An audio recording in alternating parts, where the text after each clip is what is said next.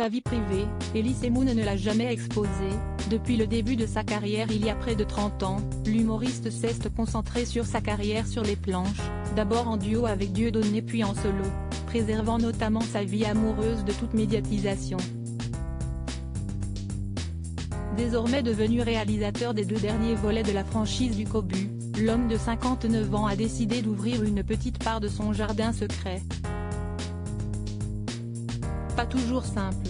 Du moins si l'on en croit ces rares confidences faites auprès de nos confrères du magazine Voici ce vendredi. Alors qu'il évoquait sa future pièce de théâtre, il en est en effet venu à parler de ses souvenirs de la fin de son mariage avec Annie Janesson, la mère de son fils Antoine, dont il a divorcé en 2002. À l'époque de mon divorce, je devais avoir à peu près 37 ans, je me suis moi aussi comporté en égoïste. J'ai tout fait voler en éclats, comme dans la pièce. Je ne pouvais pas faire autrement, il fallait que j'aille au bout.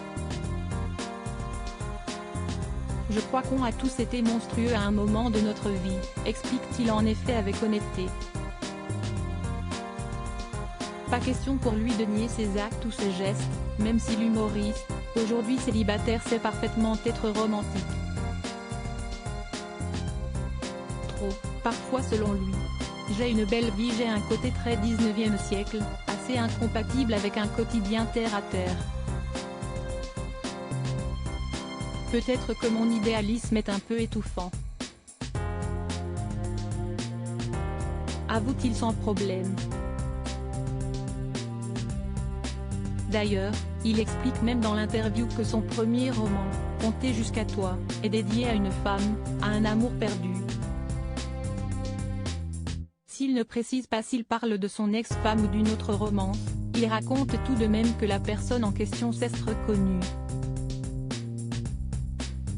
Elle a trouvé que c'était magnifique, explique-t-il également, au sujet de sa plus belle œuvre. Elle a même été très émue, mais rien ne la fera changer Davis. Notre histoire est terminée. Si est une femme très pragmatique, elle est déjà passée à autre chose. Je suis d'ailleurs grandement impressionné par les gens qui ont cette capacité à switcher aussi vite d'une histoire à une autre.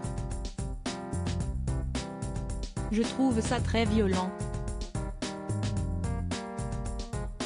Très sensible, Elise Moon est pourtant bien déterminée à retrouver l'amour.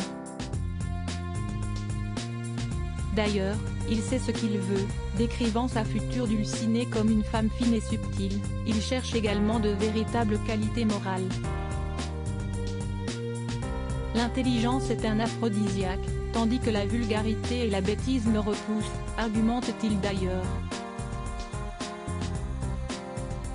Tout en se montrant un peu triste tout de même, j'ai plutôt une belle vie et je trouve dommage de ne pas la partager avec quelqu'un.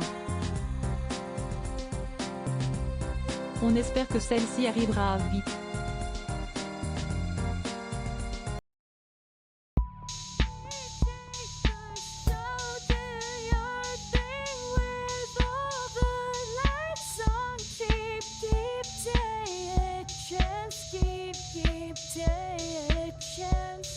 You